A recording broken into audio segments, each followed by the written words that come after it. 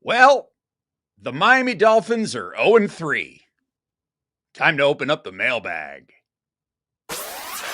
You're listening to the DolphinsTalk.com podcast network.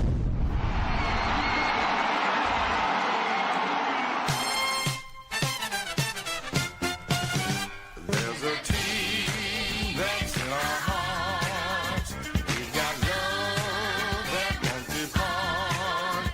We are always in the stands, 'cause we're super Dolphin fans.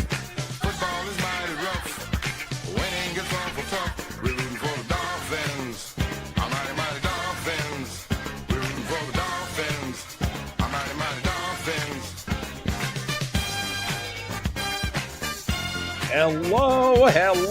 Hello, Miami Dolphin fans, and welcome to the Same Old Dolphins Show, part of the DolphinsTalk.com podcast network. I'm Josh Katzker. With me today and every day is my brother from the exact same mother, Aaron the Brain. Aaron, say hello to the people. Hello to the people. Well, Brain, I don't know if you've noticed, but the Dolphins are 0-3. I noticed. I'm okay. Well, I'm glad you noticed. I'm glad somebody noticed, because it's not great. Not a great spot that the Dolphins find themselves in. And if you are a member of Dolphins Talk Extra, you may have joined in as we were doing our live watch along on Thursday night as the Dolphins took on the Buffalo Bills. And honestly, I think most of us were surprised, at how well the Dolphins played in that game, and they fought hard, but ultimately what they had in the tank was not good enough to win on the road in Buffalo. And so the Dolphins, once again, are defeated in Buffalo and fall to 0-3 on the season, and the hole is deepening and deepening. And because of all of that, I said, I thought to myself, well, the only way to start the show today is to do a pulse check. What makes this one great? Because we're another day closer to death.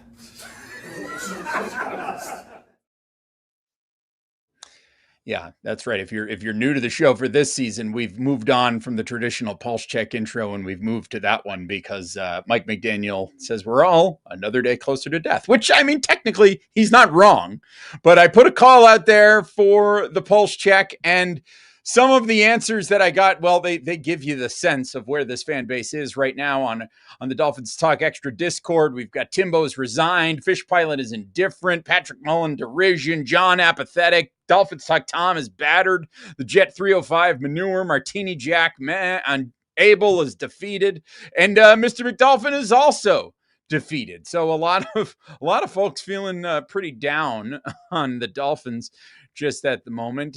We had over on Blue Sky, we had some thoughts as well as those come in. We also had thoughts on Twitter, and listen, it's all the same. The environment is the same. People are not terribly excited with how they're feeling about the Miami Dolphins right now as you look at it. And Brain, so I'm curious, how are you feeling about the Miami Dolphins right now? So I'm not going to give you an adjective for how I'm feeling. I'm going to give you a word that describes sort of all-encompassing where I'm at with this team. And that word is fire. And the reason I chose that word is because it works on different levels. On one level, I'm angry. I'm fed up with what I've seen. And so that's got me feeling fiery. On another level, I think that there are some firings that need to happen. I think Chris Greer needs to get fired. I think Mike McDaniel needs to get fired. There are probably some other guys that need to get fired. I think they need to clean house. But above all of that, I think the other way that word comes into play is how we fix this thing. And that is with a fire sale. Because at this point, this season is over.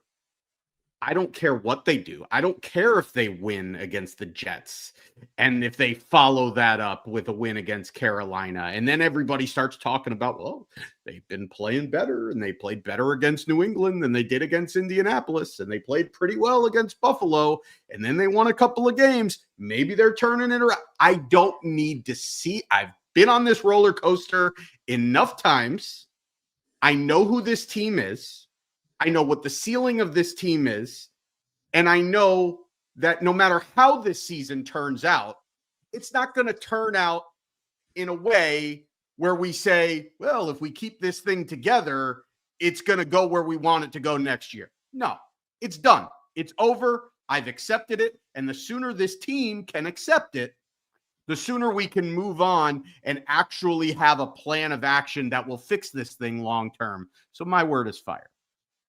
Yeah, I get it. I don't disagree with you there. And we've got some questions that we're going to talk about today, but like looking at some of the other responses that we have on Blue Sky, we've got Hockey Chick 6 is dead. Golf for Life 2099 is disgusted. Abbywan says disaster. This one from Rich, supercalifragilisticexpialidocious with Ross and Greer at the helm. The Finns are quite atrocious. That's pretty good explanation, although it's bending the rules a little bit. And then same thing on Twitter. We've got accustomed, torpid, fatalism, flatline, poop emoji. Somebody says entertained, which I guess, are you not entertained because it's kind of like can't look away from a car crash. Indifferent, flatlined. Yeah, everybody is kind of similar sentiments there. And I guess, from a Dolphins perspective, as long as they're getting emotional responses one way or the other, that's probably a good thing for them. It's when it gets to the point of indifference that that's when it really becomes an issue for the franchise. But I'll tell you how I'm feeling. I'm just tired. I'm tired. We're 3 weeks into the season, but so there's 14 more games left to play, but I'm tired of being on the merry-go-round with this team. I'm tired of the ups and the downs, and I'm tired of, the false dawns and all of that stuff. I'm just tired, and I'm ready for them to tear it down and start anew. So that's kind of where my pulse check is with this team. How are you feeling about the Miami Dolphins right now? Let us know in the comments here. If you're watching live on the Dolphins Talk YouTube channel, which we appreciate, go ahead and smash that like button. Don't forget to subscribe to the channel. Leave us a comment so that we know what you're thinking and how your pulse is feeling right now. Don't forget to download, rate, review, and subscribe to the Same Old Dolphins Show on Apple Podcasts, Spotify, Stitcher, SoundCloud, everywhere you get your podcasts. We appreciate that very much. And of course, make sure you're visiting DolphinsTalk.com each and every day. It is your one-stop shop for all things Miami Dolphins. And listen, if you are still feeling like you want to support your Miami Dolphins in any way possible, the place to do it is caneswear.com. It is the number one, the best and most affordable Miami Dolphins gear on the internet is over at caneswear.com. If you're in South Florida, you can go to their storefront on University Drive. Check them out. Caneswear.com is the spot that Dolphins fans and other South Florida fans, because, like other teams in South Florida actually win. I'm curious if the Dolphins will win more of their games, a higher percentage of their games than the the Miami Marlins will this season. But regardless, if you're a Miami Marlins fan, Miami Heat fan, Florida Panthers fan, head on over to caneswear.com to get your gear. How about the Miami Hurricanes? The Canes themselves. Canes, is the U back? Well, whether or not you think that the U is back, head over to Caneswear and get yourself some new gear. Today's show, Brain, is all about the mailbag. We opened up the mailbag to members of the Dolphins Talk Extra community. So if you are not yet a member of the Dolphins Talk Extra community, we invite you to join the Dolphins Talk Extra community. You can do so by visiting the URL that is on your screen right now. That's patreon.com/DolphinsTalk. And you can join for as little as $3 a month. So head on over to patreon.com/DolphinsTalk. You get bonus content, bonus podcasts, live watch-alongs. You get access to our Discord server, all the games that we're playing over there. Lots of good stuff going on. And we already have people who have sent in all the questions for today's show. So if you want to get in on that action, head on over patreon.com/DolphinsTalk and join for as little as $3 a month. But we're going to dive right in with some of these questions today, Brain, right off the top. Because we're in this weird place where it doesn't really make a whole lot of sense to do a post-game reaction show. We sort of did our live reactions in the immediate aftermath of the game on Thursday night. It doesn't make sense to do a recap, now almost, half a week later. So we decided to open up the mailbag to see what you wanted us to talk about today. And we've got some great questions for you today. And we're going to dive right in. We're going to start with questions. We've got a couple questions here that sort of overlapped a little bit from Gendra on our Patreon and from Timbo on our Discord. Gendra asked, at what point should they decide to bench Tua and play someone else off the bench? Seems like it would make more sense to see what Ewers may be able to do before trading good players for draft picks. Greer most likely isn't going anywhere, and we know his ability to pick players, so maybe work with what we already have. Granted, we need help with our secondary, no doubt. And then Timbo on Discord says, assuming we are on track for a losing season, would you give Zach or Quinn a go? If so, which one and when would you do it? So, Brain, I'm going to turn this over to you. When, if you're the Miami Dolphins, do you say, let's see what I got with these other quarterbacks? Well, I don't think we're there yet, but I think we're getting close. And I think a lot of it has to do with when the dominoes start to fall with other guys that are going to get traded, namely Tyreek Hill. Because the most important thing right now is that the Dolphins maximize their return on any players that they do decide that they're going to end up moving on from. And if right now, unless the team fully believes that one of those other two quarterbacks will better operate the offense, then I'm not really entertaining that move right now. Now, if they're seeing things in practice from either Quinn Ewers or Zach Wilson that lead them to believe that they can run this offense and there are throws that they can make that Tua cannot, then then we are getting to pretty close to that point. But I think that you'd like to see them continue to sort of build off of the successes that they've had over the last couple of weeks. Because the truth is that as bad as Tua was in week 1, he played a lot better in week 2, but he still had some issues. And he played his best game of the season in week 3 until he threw the interception, which was a bad interception. But until that point, he had made strides. He played a pretty good game. He's still limited. And that's the bigger issue here, and why the ceiling of the team is capped, and why we're all kind of at this point at our wits' end, and we're like, all right, we got to move on. The thing is, unless you really believe that Quinn Ewers or Zach Wilson are potentially going to be the answer for you down the road, then I don't think there's a real rush there, because at the end of the day, you want this offense to perform so you can evaluate the players that are going to be here potentially long-term. And you need to get as much as you can out of Tyreek Hill. You need to be able to feature Tyreek Hill as much as you can so that you can get maximum trade back for him. Yeah, that's a really good point as well. I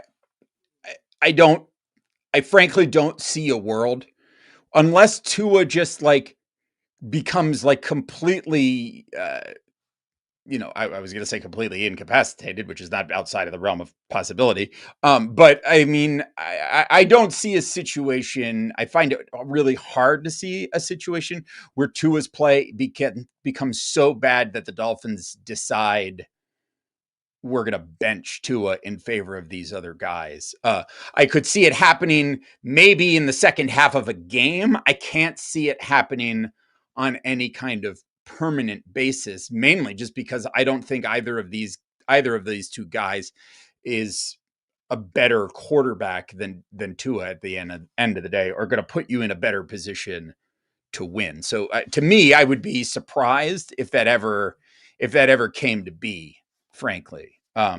Unlike with the injury being the exception to that. I think if Tua ever gets hurt, obviously then we see what these guys have and then it is what it is. But a permanent benching along the lines of what is happening in New York with Russell Wilson getting sat down for Jackson Dart, I don't think we're in a situation where we're going to see that happen, especially as there may be, I mean, and granted, I don't know that there's a world where the Dolphins are ever, like, anybody is entertaining a trade offer for Tua Tagovailoa. Like, I don't think that's something that is on the table in any way, shape, or form, but it is very much a possibility that Tua Tagovailoa is not in the plans next year for the Miami Dolphins, and they might try to get something for him. So you might as well. It behooves you to have him out there as much as possible. So I don't think there's any world where they're sitting him down for these other guys. Yeah, and I would just say, like, if there is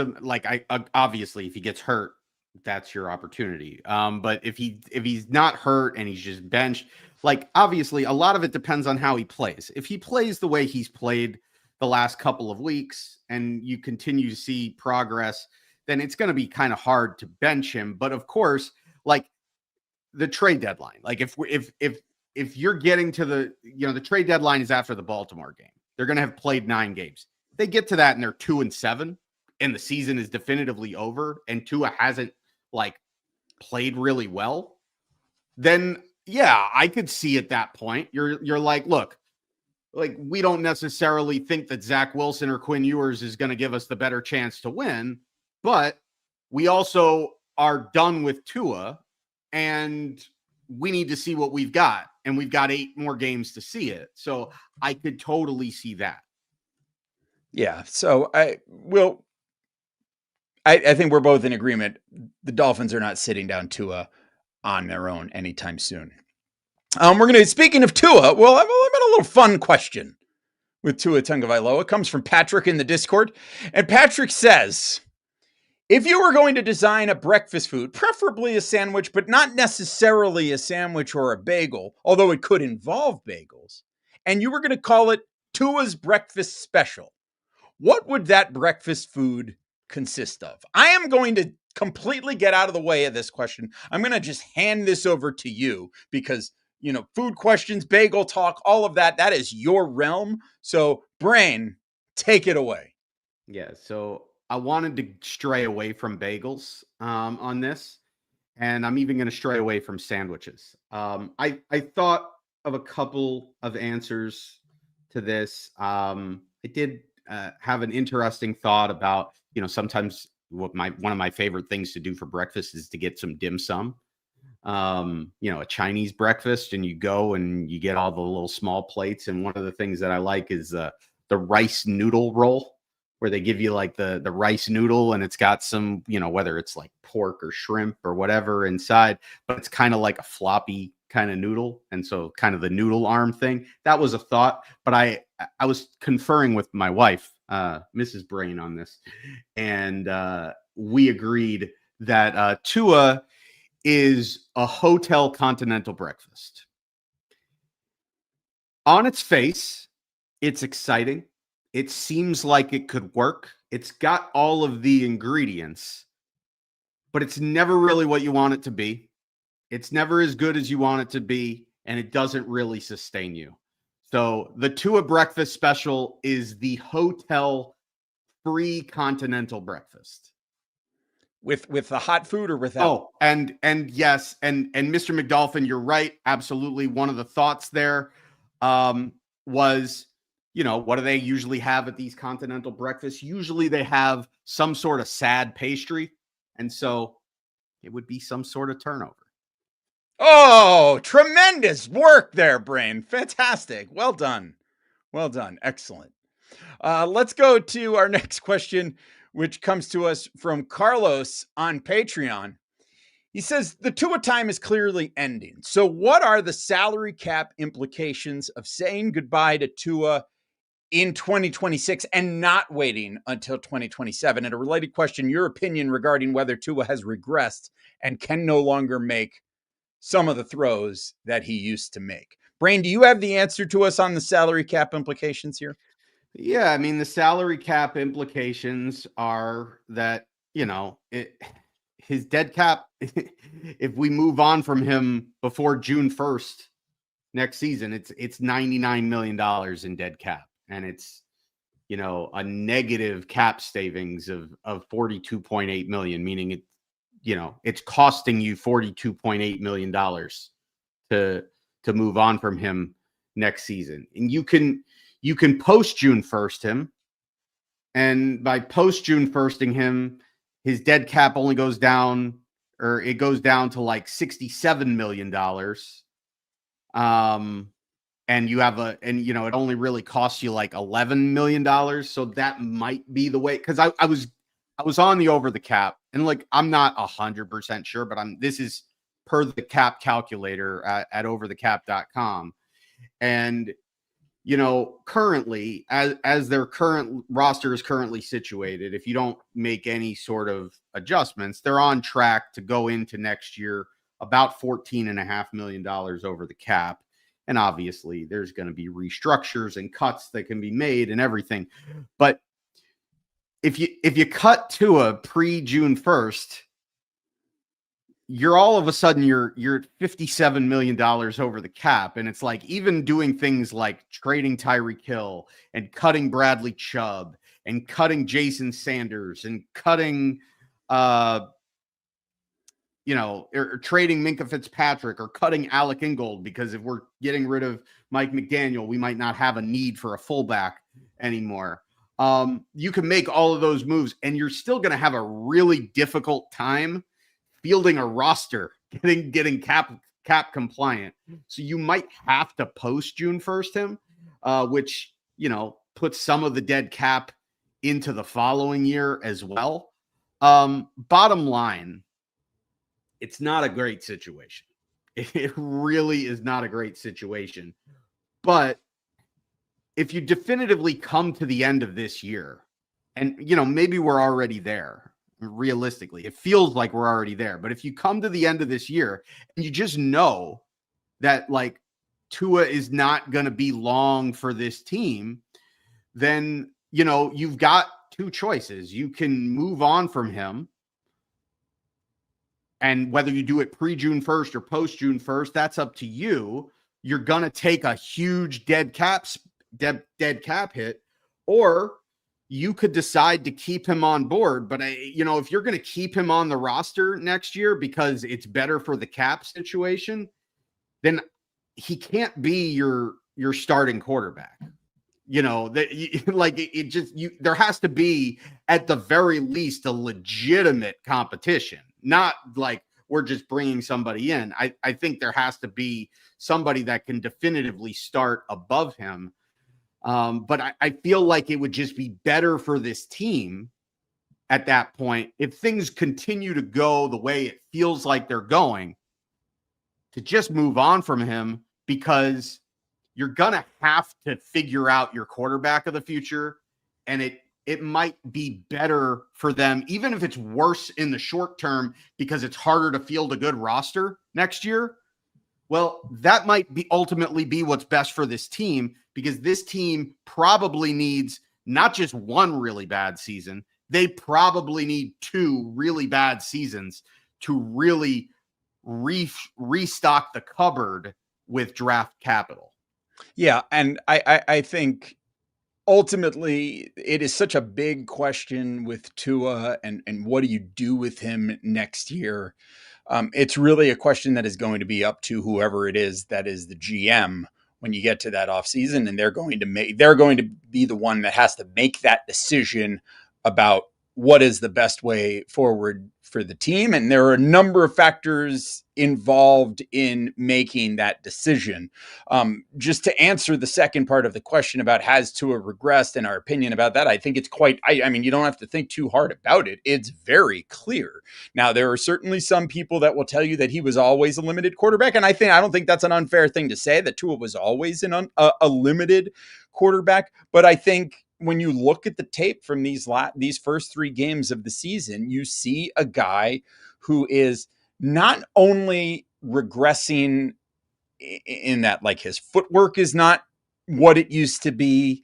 And, he has never had a huge arm, but it seems like he's struggling there. He's now missing throws that he never used to miss.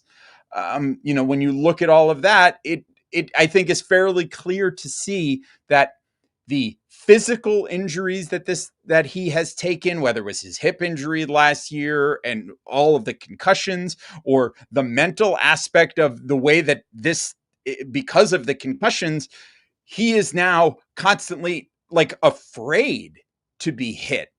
And, the whole offense is built around him getting rid of the ball as fast as possible. And that is playing a role in affecting his ability. So I don't think it is a subjective question to answer whether or not Tua has regressed through the first weeks of the season. You look at the tape, it's clear that he has. That's not an opinion thing. That's a fact thing. He is not as strong of a player in 2025, at least through the first 3 weeks, as he was at, let's say, 2023, when he was at the height of his powers.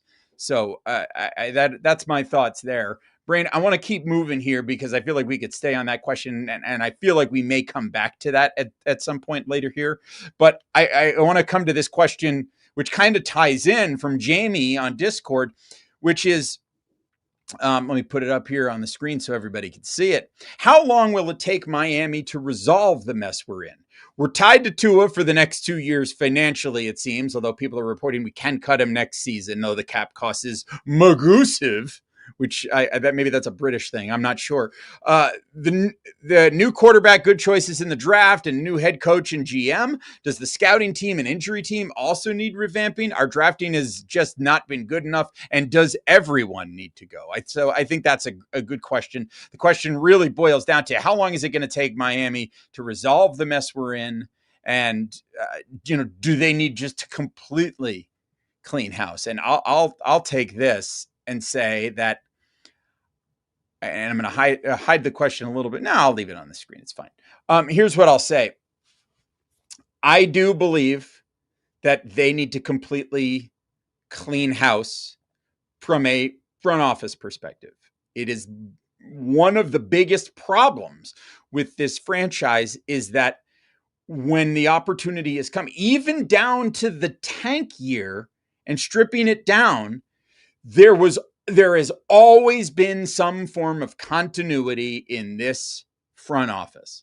And I like, even moving from Jeff Ireland to Chris Greer, there's been a connection from one level to the next for the entire time that Steve Ross has been the owner of this team. And what truly needs to happen, in my opinion, is that for this team to really be able to move forward and take the next step into whatever the next iteration of this team is, they need to get rid of the GM and allow the new general manager to come in and completely clean house, implementing entirely new coaching staff, entirely new scouting department. Everything from the ground up needs to be replaced. And I mean, if you're asking for my personal opinion is that Ross also needs to sell the team, and we need to have a new owner on top of all of that. That might be asking a little bit too much, although, in the offseason, I thought maybe the groundwork was being laid for Ross to sell the team. But for me, a clean turnover is what is needed here. Completely clean house. I think there are members of this roster, there are certainly members of the 2025 Miami Dolphins that will be components of the next theoretically the next competitive Miami Dolphins team. But I think realistically, as you're looking at this, the way that this thing needs to be broken down is that I think you're realistically not looking at 2026 being that team. You're looking at 2027 being the next iteration of this Miami Dolphins team that is competitive, because 26, if you thought they were in bad cap situation this year, next year it's even worse, and that's even before dealing with the Tua Tagovailoa question. So that's my thought on all of that. Brain, you have thoughts? Yeah. I mean, I'm not getting my hopes up on 2027. I think that I think 2025 being where we're at, like, yeah, obviously this is going to be bad. 2026, if you're going to eat the Tua dead cap, like that season is going to be another another, tank season essentially.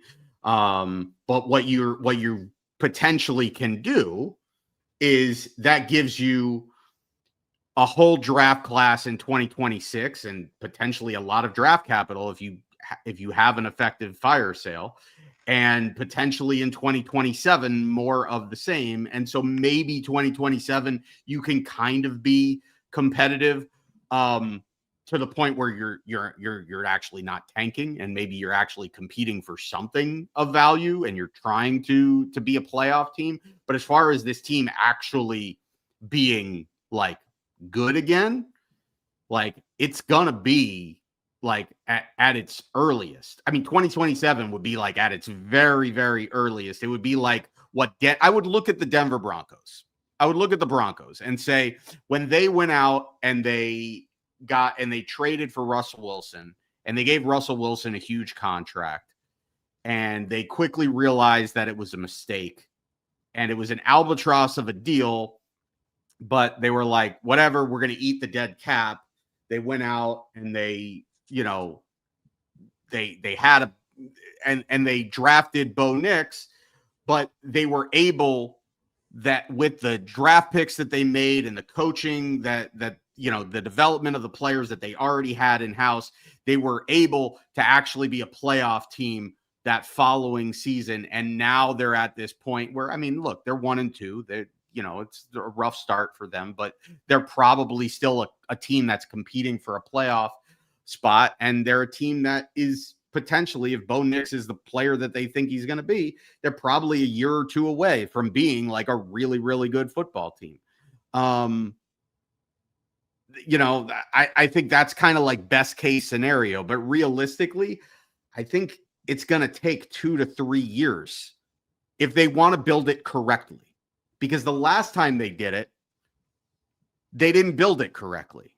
You could talk all you want about the 2020 draft class and about Tua not being the player that you wanted him to be, and Austin Jackson not being the player that you wanted to be, and taking Noah Igbenogany over Jonathan Taylor. And all of those things are true, and all of those are detriments of the way that team was built.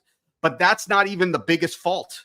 The biggest fault was that was the foundation that was built. And before they had a legitimate foundation, they went out and they started trading a bunch of draft picks to bring in high-priced veterans. And that's how we ended up here. So if they want to build this thing properly and have a proper foundation, they really need to have, at bare minimum, 2 rock solid, really good draft classes. And then you can start to build on top of that. And they need to actually show that it's a foundation that is sustainable. Once you have a sustainable foundation, now we can start talking about, hey, let's get some veterans in here to try to get us over the hump. Until you've got a sustainable foundation, you're nowhere near that. And so, like, it's a question. It depends how well they draft and how well they actually build it to figure out how quickly it can be built. But I think realistically, you're looking at, like, not 2026, probably not 2027, probably 2028 as being legitimately like a year where the Dolphins could be like, hey, we're competitive, like we're really have a chance of doing something special this year. So, in terms of if the question was how many years from now will the Dolphins be competitive again, would you say over or under 1.5 years What's your definition of competitive? in the playoff picture? Well, the Dolphins could be in the playoff picture this year. That's the thing that they do the best, is getting into the playoff picture graphic. They're going to be in Yeah, the that's true. playoff picture graphic if they win the next 2 games. That's true. Okay, so If Aaron competitive is means legitimately, like, this is a team that is legitimately a playoff caliber team, it could happen in 2 years if they hit on everything. If everything goes right, that could happen in 2 years. Realistically, probably 3 years. all right. Well, that's so Aaron is sounds like Aaron is taking the over. If you want to take the over, you should go to mybookie.com and you should use the promo code Dolphins, because then if you're a new subscriber at MyBookie, you're a new user over there and you're making your first bet, you can get up to $500 back with your bonus bet back token. So head on over to mybookie.com and use it for all of your gambling needs. Of course, make sure you're gambling responsibly, but make sure that you use the promo code Dolphins for your bet back bonus token on your first bet up to $500. Let's keep going here. Great question here from Fish Pilot on the Discord. Fish Pilot says, assuming a total rebuild is in the cards starting next season, what would you guys do with Achane? Try to sign him to a long-term contract, play the franchise tag game, trade him for picks? This is an outstanding question, Brain. I know what I would do. To me, what I'm thinking about doing is I'm trying to get as much value as I can for Devon Achane. And that value is never going to be any higher than it is right now, especially if you are moving on from your head coach. Devon Achane is the perfect weapon for a Mike McDaniel offense. I don't know how many offenses he's the perfect weapon for in the NFL, but he's perfect for a Mike McDaniel offense. I don't know whether or not he's going to be somebody that you're going to be able to put in your plans for whoever the next head coach is. But the thing is, a player like Devon Achane is going to be at his most valuable for about a 2 to 3 year period, like right now. Like that, this is the moment for a player like him. He's small and he's fast. A player like that is going to be fragile. He's going to break down a lot. We've seen it with Devon Achane throughout his career, collegiate career as well. This is not a player who is going to have a long shelf life in the National Football League, because as soon as he starts to lose a step, that's it. His value as a running back is gone. So I think if I'm the Miami Dolphins, I'm never thinking about signing him to some big time contract down the line, because why are you going to do that when you're only going to get 1 or 2 more usable years out of him?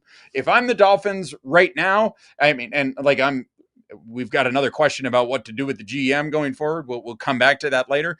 But if I'm the Dolphins and I'm looking at a total rebuild, let's say he's with the team through this season, I'm getting into the offseason and I'm looking at, I'm shopping him around and let's see if somebody wants him, because I don't think ultimately signing him to a long-term deal is not going to be beneficial to you as a franchise. When I talk about there are players on this Dolphins team right now that are going to be part of the next great Miami Dolphins team, whatever that is, I don't think Devon Achane is one of those guys, just because I just don't think he's got a lot of usable years left. We've seen it with running backs, particularly running backs like him. He's small and fast. Like his shelf life is short, Brent. I don't disagree with you. I think given the way this season is going, I agree. I think you're not going to get a better opportunity to potentially trade for. I think he could be a candidate for a guy that we could trade in a fire sale, because the whole point is getting good stuff back. Right. Right. What can you get back for Devon Achane now? What do you think you can get back? You think a team take a look at the Kansas City Chiefs right now. They have no running backs.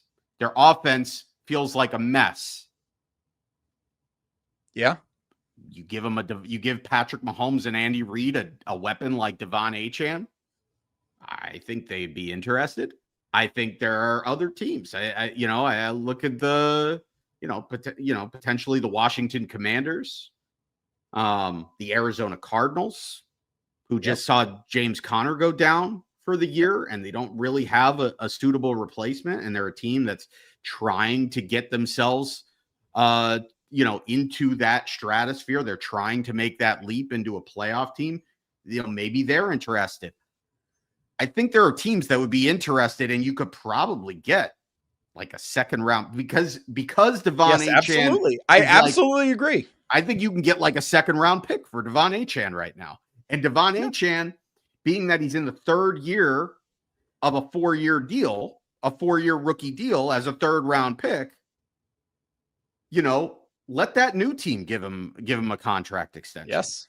I think it's a perfect opportunity, because if you trade him now, that team is trading for him with his current contract, and they have no pressure at that given moment. They don't need to sign him to an extension at that moment, but they have the rest of the season to see what kind of player he is, how he fits into their locker room, how he fits into their offense, before they can make a decision on what kind of contract they're going to give him. Whereas if you don't trade him this season and you let it go into next offseason, he's going to want the contract.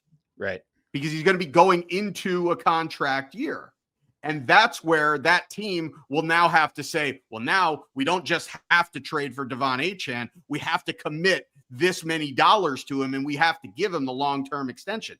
I think the time to trade Devon Achane is right now. Now, that said, I do think there's a world in which it makes sense to extend Devon Achane, but I'm not giving him a huge contract. I'm not giving him a bell cow running back contract. And if we can't agree on it, then I'm trading him. But I think if you're going to use him properly, I think he could potentially have a decent shelf life of another 4, 5, 6 usable years in the NFL, not as a feature running back, but as a weapon that gets 8 to 10 carries a game and gets another 6 to 8 targets a game in the passing game, and can be a very usable offensive weapon. He's a very unique offensive player. And so I think there's a value there, and I think there is a price point where it would make sense to give him a long-term extension, but it's a luxury piece. And as a luxury piece for a team that's nowhere near close, if you tell me I can get a second round pick right now for Devon Achane, he gone. Yeah, especially with the emergence of what Ollie Gordon is bringing to you right now. Like, I'm not saying that Achane is necessarily expendable, but as you're looking forward, I think you can clearly see a path forward for the Dolphins without Achane, and especially if you're going to get good assets back in return. Up next, we heard from Martini Jack on the Discord, and he and Mr. McDolphin, also on the Discord, had similar questions, so we're combining them together here. Martini Jack says, is there any value to firing Greer mid-season? Putting aside the death of his father, and there's no way to... So, yeah, I mean, that's kind of really unrelated. I think the question there is there value to firing Greer mid-season? Mr. McDolphin says, of course, by the way, condolences to Chris Greer on the loss of his father and to all of their family and friends. That is, a horrible tragedy to have to go through. And so our thoughts are with him during this tough time that they're going through. That does not at all color my opinion of how I think he's doing his job, or my opinion thereof. And so we're going to set that aside as we answer this question here. But Mr. McDolphin also says from Discord, if the season keeps going the way that it is, I agree with firing the GM, head coach, and moving on from the quarterback. My question is, do you really see the owner doing that mid-season, or just cleaning house at the end of the season? Which one do you believe would be better? And if mid-season, who should be the interim? Brain, I'll just let you take that first. First of all, is there any value to firing Greer mid-season? Yes. There is. It's not in the value of your new hire because, if you're hiring somebody that's currently working for a new team, you're probably not hiring them until the off season anyway. And if it's somebody that has their eyes on a GM position, but doesn't currently have a job, I still think they're probably waiting until the off season to see what other jobs are available before they just jump on the first job that's available. Where there's value is in how the team handles the rest of this season. Because if Chris Greer is here and Chris Greer is of the opinion of I need to win as many games to save my job, that is not good for the Miami Dolphins in the future. The value is, and this is why what I would do is I would fire Chris Greer. And again, let me tackle the second part of this, the Mr. McDolphin. Do I really see the owner doing that midseason? I don't see the owner firing Chris Greer at all. I think Chris Greer, most likely, even if he's not the GM next year, it's going to be more of like a promotion thing where he's, sort of like they did with Tannenbaum, where, he's not really fired, but he's not really the decision maker anymore. And then it just kind of organically moves on from there. He's going to become the executive vice president of beach chair relations. Yeah. But the value is if they were to fire Chris Greer tomorrow, then regardless of who you promote, you promote somebody that, in that front office has eyes on potentially being a GM somewhere else. And that's the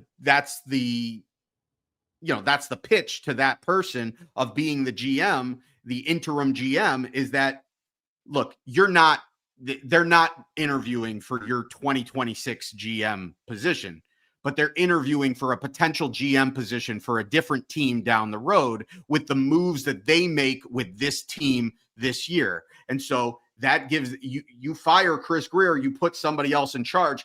They're not beholden to any of the plans that were put into place about this 2025 team and beyond.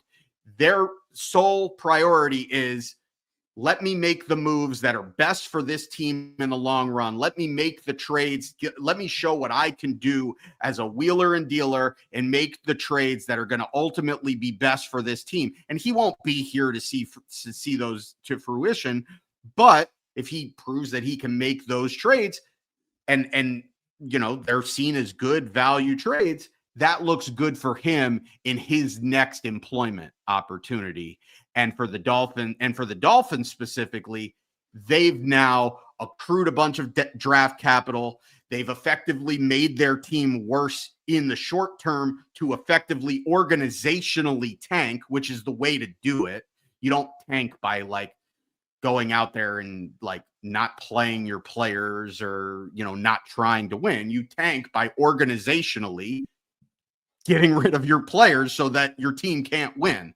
And so that would be the way to do it. And that's the value in trading or in firing Chris Greer midseason. Yeah, I agree with that there. So I think we're both in agreement in terms of what the best maneuver is there. Let's go to, we got a couple more questions left here before we wrap up. This next one comes from the Jet 305 on Discord. He says, assuming we finish in the top 5 of the draft, what is your number 1 position and who is your top prospect? Similarly, Alex Pina on Discord asks, the way the top college quarterbacks have played in the first few games, it makes me nervous that there isn't a QB worthy of taking early in next year's draft. Thoughts? Here's my thought. If you end up with the top 5 pick in the draft, you're picking a quarterback. I just don't see how, unless you are making a firm franchise commitment that you are not trying to win in 2026, fine, and then you want to put all your chips on the table and then hope for the best in terms of finding a draft pick in 2027. That's one thing. But to me, if I'm the Miami Dolphins and I have a top 5 pick in the 2026 draft, I'm going quarterback. period. So I think there's some nuance to this. First off, top 5 is not top 3. It's not top 2. It's not number 1. Like, I'm not going to sit here and tell you that I'm a huge college guy that can tell you right now who I think the top 2 or 3 quarterbacks are, and if I think those guys should be top 2 or top 3 quarterbacks in the NFL draft. But it's early in the season. We don't really know if we get to that point and there's like, and it's one of these drafts where it's like, hey, there's legit 3 top 10 quarterbacks, like these guys, 3 legit franchise quarterbacks, and you're picking in the top 3, then you're taking a quarterback. If you're sitting at number 5 and there's one good quarterback, it might be difficult to trade up. If there's 2 good quarterbacks, it might be a little bit easier to trade up. If there's 3 good quarterbacks, then it's probably doable, especially if you did your due diligence and you accrued enough draft capital to be able to withstand trading up to do that, to get your guy. That said, I'm not just taking a quarterback to take a quarterback. If I'm sitting with a top 5 pick and it's a draft like this year where there was definitively one really good quarterback, then I'm not trading from number 5, everything that it would cost to go up from number 5 to number 1, unless it's like a no-brainer slam dunk, like you have generational quarterback. I'm probably not going to do that. I'm probably going to instead focus then at that point. It's taking the best player available. And ideally it would be an offensive tackle, because I'm ready to move on from Austin Jackson after next year, because dude can't stay healthy. And so I'm willing to say, well, okay, we seem like we found a left tackle in Patrick Paul. Austin Jackson, there's no way we're giving this guy another contract. He's going to be going into a contract year next, I think 2026, I think will be the last year of his contract, or maybe 2027, but he becomes very easy to move on from after 2026. So I'd be looking at offensive line. I'd want a quarterback. And if I get a quarterback and that quarterback is the guy, then that shifts my mentality in how I'm approaching the 2026 season. Because then my 2026 season becomes all about developing that quarterback and trying to build on that and win games and be as competitive as possible and try to build off of that into 2027, where in the second year of that quarterback, you're ready to start competing for playoffs and beyond. But if I don't get a quarterback, because if it is one of those drafts, and I am picking at number 5, and there's 2 good quarterbacks, and it's just not in the cards, I'm not reaching on a quarterback just for the sake of taking a quarterback. I'm taking the best player available, and I'm fully approaching 2026 as we need to get a top 3 pick because we need to get a quarterback. And so that's the way that I would approach it. All right, fair enough. I'm of the, I guess what I would say is that I would be on the lookout for a quarterback somewhere in that draft, some way, shape, or form, because you've got to make some sort of effort to bring that person in, or you're in a situation where, well, let's see if we can find a bridge guy, whoever that might be. If it's a veteran, player there who's on an expiring contract somewhere else and he's just floating around, maybe Mac Jones is the quarterback for the Dolphins for a couple of seasons. We'll see what happens. All right, here's our final question of the night. It comes to us from Martin on the Discord, and I think it's a great way to wrap us up here. It comes from Martin. He says, do you feel that a fan has to have an in-depth knowledge of the game to be considered a proper fan, or can you simply be passionate about the team you follow? I love the game and have been following the Dolphins for over 35 years now. However, I confess to not knowing all the ins and outs of the game. Living in the UK, I fulfilled one wish to watch the Dolphins at a live game in London a couple of years ago. Next is to do the same in Miami one day. And this is a great question to wrap up with, because I think it's important. And it's something that we talk about a lot on this channel, particularly because we get accused all the time of not being real fans for one reason or another, because we're overly negative or whatever. The only requirement for being a fan of the team is that that's the team that you cheer for. That's it. The end, period. Nothing else. You don't have to watch film. You don't have to listen to podcasts. You don't have to read columns. You don't have to do anything. You don't even have to watch the games. If you are to be considered a real fan of the team, if you are somebody who looks at what are the Dolphins doing, and that affects you emotionally one way or the other, regardless of, whether they win or they lose, that affects you in some way, then you're a real fan. If you've got a passion for the team, however great or small that passion is, you are a real fan. There's no such thing as a fake fan, like that. Like the whole idea of a fake fan is complete nonsense. And it all kind of stems from, this idea that particularly, and it's like exacerbated in the social media age, because everything has to be a pissing contest and everybody wants to prove their bona fides and be better than the next person for whatever reason. But there's no rules about being a fan of a team. If that is the team that you care about, then however you choose to be a fan of that team is enough. If you are a fan of the Miami Dolphins and you can't, whatever, you can't watch the game one day because you're busy, you got a lot going on in your life, so you can't watch the game. That doesn't mean you're not a real fan. Just means that you got a lot of stuff going on in your life. If you see the Dolphins and you're disappointed with their performance, so you go and you're at Hard Rock Stadium, you spent money on a ticket and you're pissed off with what this team has produced on the field, and you decide to boo as loud as you can, that's fine. You're a real fan. If you're somebody who cheers for the Dolphins, and no matter what happens, come hell or high water, you're going to be positive and optimistic, and you're always hopeful that this Dolphins team can be 12-5 and win the AFC and go to the Super Bowl, that you're a real fan. There's no rule. There's no right or wrong way. As I say all the time, there is no wrong way to love your football team.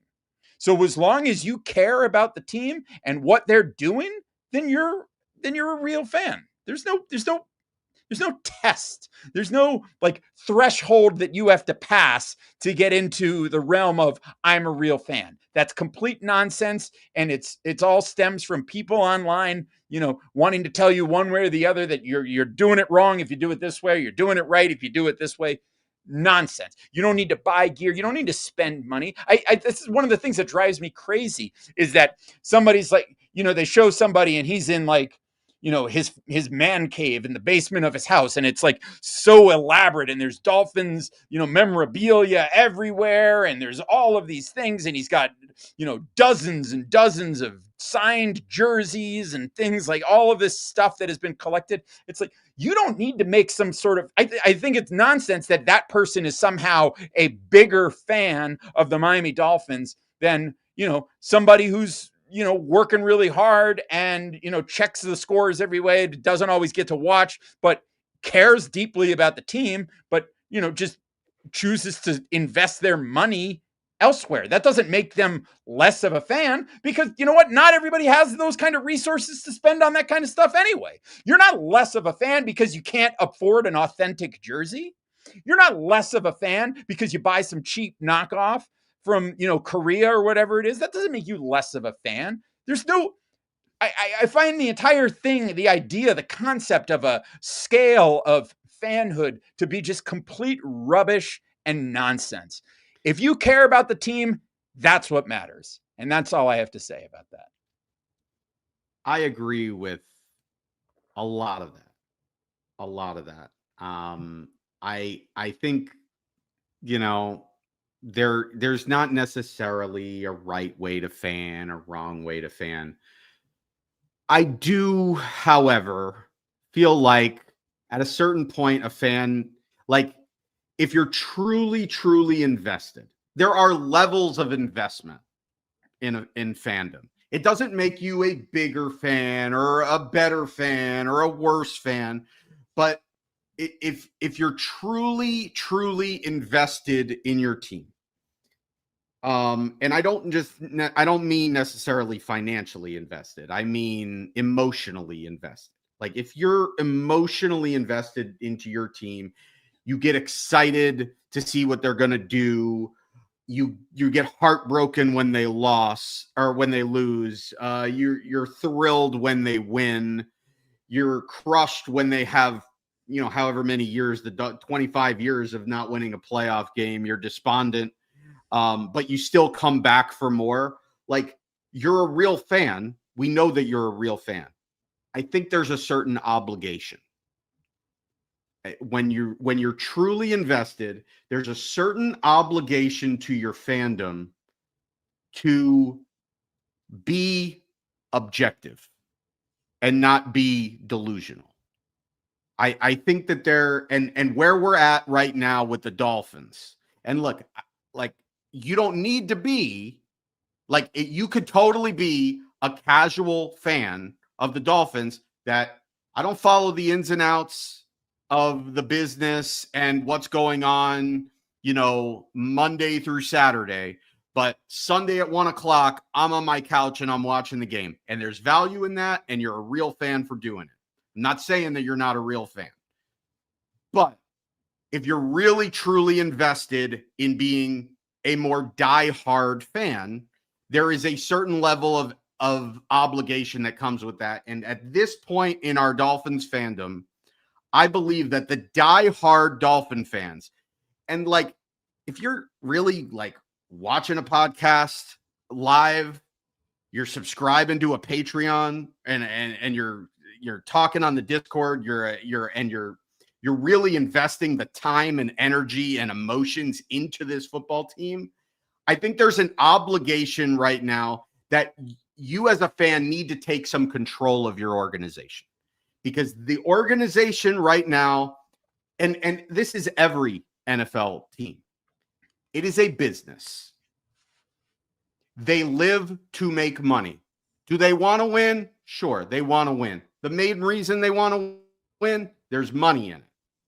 But it doesn't really matter, because at the end of the day, as an owner of an NFL team, as long as the NFL is gaining in popularity and gaining in revenue, at a certain point, they're going to sell this team and they're going to make a lot more money than they paid for it, because at the end of the day, it's an investment. It's about money. They don't really care if they win or not. But they will care if it starts to affect their wallet, just like any other business in this country. When it affects their wallet, they will listen. And as fans, it is time to show them that we are fed up with what we are seeing. And we're not just going to listen to the paid employees of the organization and the state-run media that's going to tell us that, well, no, everything's okay and you're just overreacting and we haven't been overreacting for 25 years.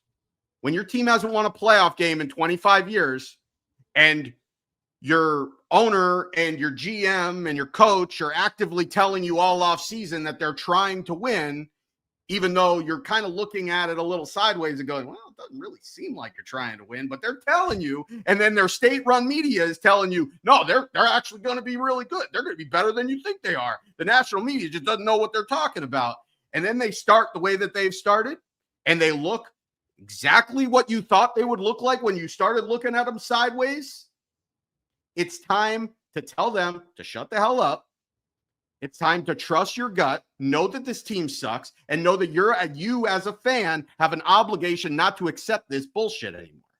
And so you're not going to go to the games. You're not going to spend the extra money on the merchandise to line their pockets with more money. You're going to essentially boycott the team, because ultimately when they see that they're not making money and it's affecting their bottom line, you best believe they're going to change the way that they operate their business. That's my 2 cents. Well, there it is. And that is, I think, just as good of a place as any to end this episode of the Same Old Dolphin Show. We will be back in your earballs on Thursday. And yes, we're looking ahead to a Monday night football game against the stinking New York Jets.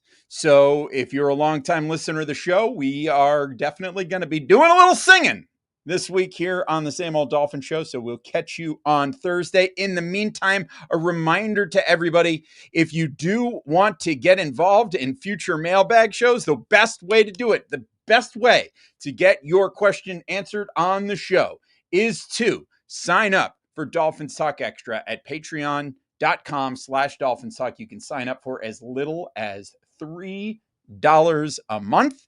And we appreciate your support. That's it for this episode. We'll be back on Thursday talking a little New York Jets. Until then, take care of yourselves and each other. And as always, go Dolphins! Orange out Dolphin Stadium.